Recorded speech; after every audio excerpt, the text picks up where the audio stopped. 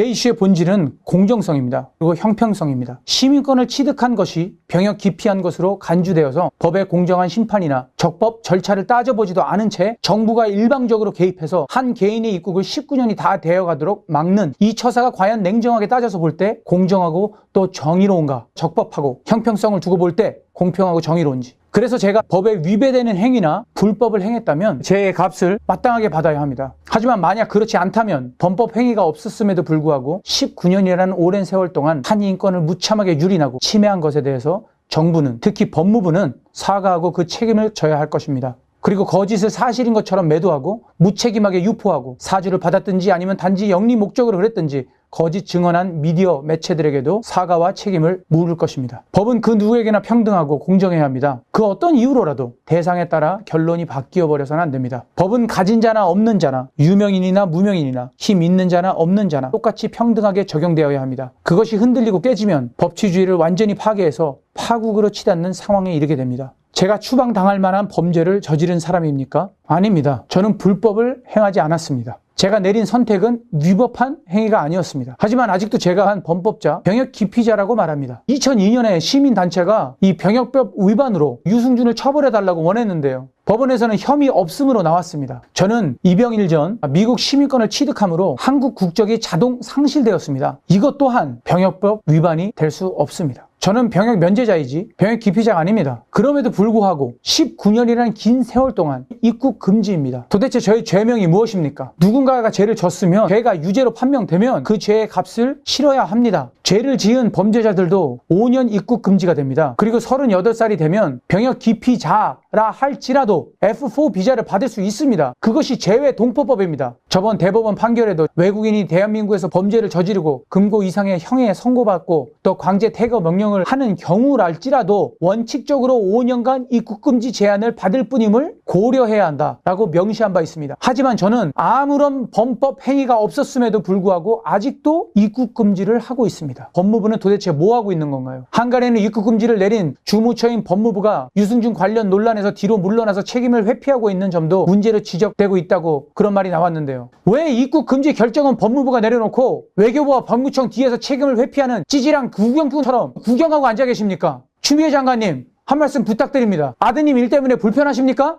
19년입니다. 꼭 저를 막으려는 어떤 세력이 있지 않고서야 좀 이상하게 느껴지지 않으세요? 저만 그런가요? 저는 왜 법의 보호를 받을 수 없는 겁니까? 제 인권은 어디 있습니까? 형평성이 있는 일입니까, 이 일이? 병무청 자료를 보면 매년 국적을 버리고 병역의 의무가 소멸된 사람이 연평균 3,600명에서 4,000명에 다다른다고 합니다. 하지만 미국 시민권을 취득한 것이 병역을 기피하기 위한 것이라고 간주되어서 입국 금지를 당한 사람이 대한민국 역사상 저 단 한 사람입니다. 좀 이상하지 않으세요? 이것은 엄연한 마녀사냥입니다. 인권 유린과 인권 탄압입니다. 왜 제 인권은 법으로 보장을 받지 못하는 겁니까? 이런 식으로 법이 평등하지 못하고 그 의미가 사라지면 당신의 권리를 악한 권력이 박탈하려고 할 때 당신의 권리를 지켜줄 최후의 보루가 사라지는 거예요. 제 일뿐만이 아닙니다. 그 칼이 당신을 향해 내세운다면, 당신의 가족과 사랑하는 사람들에게 그 칼이 놓인다면 당신은 그때 도대체 어디에 호소를 하겠습니까, 여러분? 저를 막고 있는 입국 금지의 내용이 무엇입니까? 바로 출입국 관리법이죠. 그 내용은 한국의 공공안전, 안보에 위협이 되는 외국인은 입국 금지 가능. 테러리스트나 간첩, 살인자나 아동 성추행하는 그런 사람들입니다. 그러니까 오사마 빈 라덴이나 알카에다 분수분자들 그런 사람들, 김정은이나 김여정, 김영남 그런 사람들 아닙니까? 그 리스트에 올라갈 사람이 빨갱이 간첩들 아닙니까? 그 사람들도 한국에 잘 입국하던데요. 막 환영받으면서. 제 이름이 그 리스트에서 왜 나옵니까, 제가?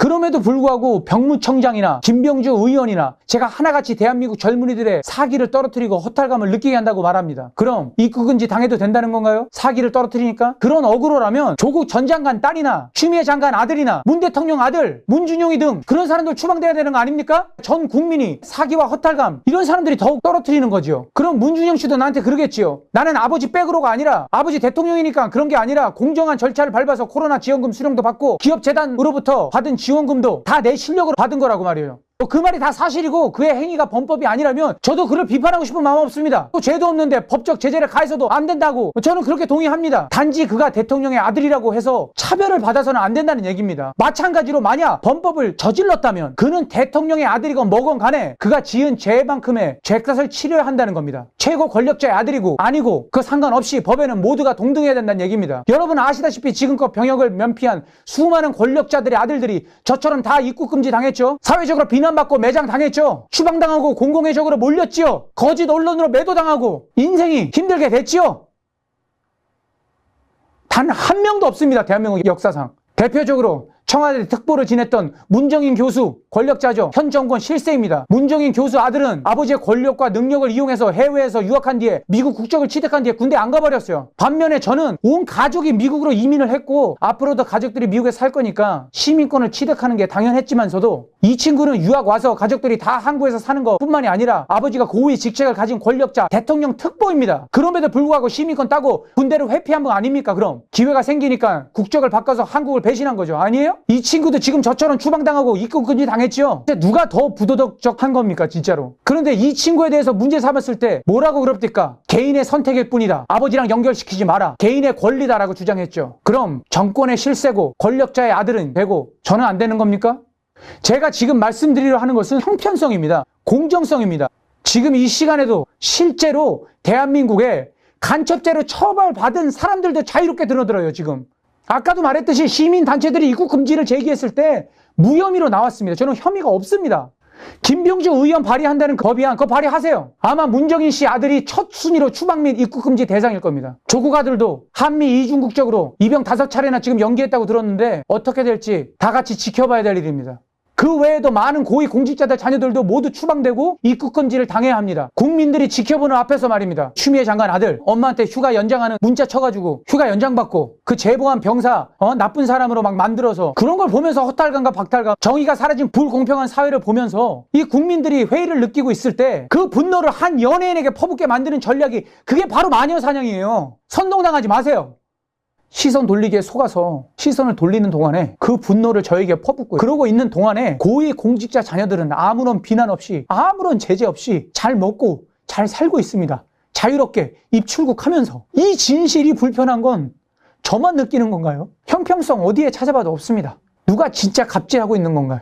여러분 저에게는 선택권이 있었지요. 89년도에 제 온 가족이 미국으로 이민을 왔습니다. 힘들게 영주권을 취득했습니다. 아버지도 모든 걸 버리고 미국으로 온 가족이 이미 왔죠. 저에게는 미국 시민권을 선택할 수도 있는 상황이었고 영주권을 포기할 수도 있는 그런 상황이었습니다. 그 와중에 입대하기로 마음을 먹었지요. 그 과정도 어떻게 그런 결정을 내게 됐는지도 제가 나중에 설명해 드리겠습니다. 어떻게 군입대 그 설이 시작되고 그 뒤에 어떤 정치적 개입이 있었는지도.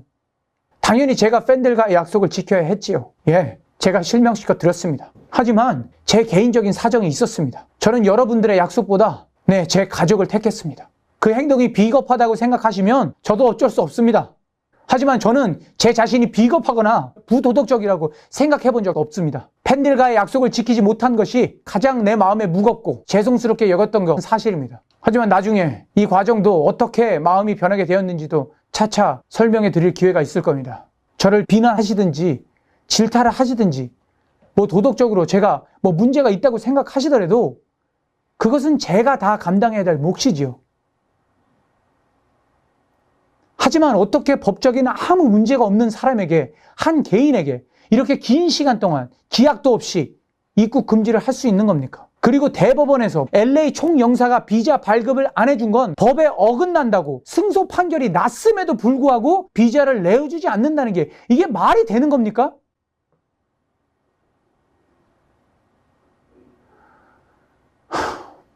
제가 들어가서 계란을 맞든 돌을 맞든 욕을 쳐먹든 처참하게 대중에게 외면을 받든 그건 대중이 결정을 내려야 하는 게 아닙니까? 어차피 연예인은 이미지로 먹고 산다고 하는데 다들 저를 보면 병역 기피자로 본다면서요. 그럼 벌써 대중의 심판을 받은 거 아닌가요? 아니 도대체 뭐가 두려워서 사법부가 내린 결정을 행정부가 따르지 않고 법무부는 병무청에게, 병무청은 출입국 관리소에게, 또 나중에는 외교부까지 왜 책임을 전가하고 있는 겁니까? 결정은 법무부가 다 내려놓고 추미애 장관님 도대체 저를 19년이 다 되도록 입국 금지를 유지하고 있는 그 근거와 이유가 무엇입니까?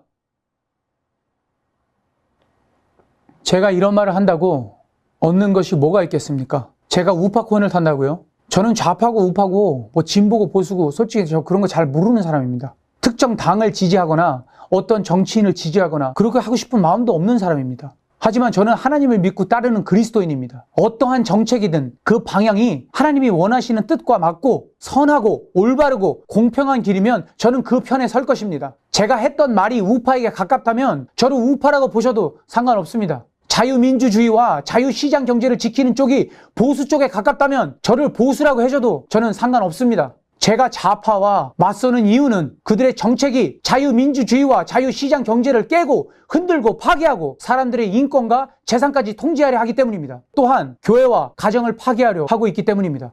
제가 보수 우파에게 호소한다고요? 자기 사리사욕에 빠져서 자기 살 궁리만 하고 이리 붙었다 저리 붙었다 하는 그런 사람들, 그런 기회주의자나 아니면 주체사상이나 사회주의 외치는 그런 좌파나 솔직히 다를 게 뭐가 있습니까? 여러분, 저는 대한민국을 사랑합니다. 저는 대한민국 국민을 사랑합니다. 저는 흉악하고 잔인한 북한 공산당 아래 핍박받고 죽어가는 우리 동포들과 하나님을 믿고 따르는 우리 형제 자매들을 사랑합니다. 제가 뭐라고 이렇게나마 논란을 가져왔겠습니까? 그 이유는 제가 하는 말이 진심이기 때문입니다. 제가 한 말이 진심이고 틀린 말이 아니기 때문에 제가 한 말을 지지하는 것입니다. 여러분, 지금은 사이버 전쟁 시대이죠. 어쩌면 제가 지금 전쟁을 하고 있는 건지도 모릅니다. 우리가 가지고 있는 플랫폼에서 계속 외쳐야 합니다. 각자의 자리에서 계속 외쳐야 합니다. 겁을 내면 안 됩니다.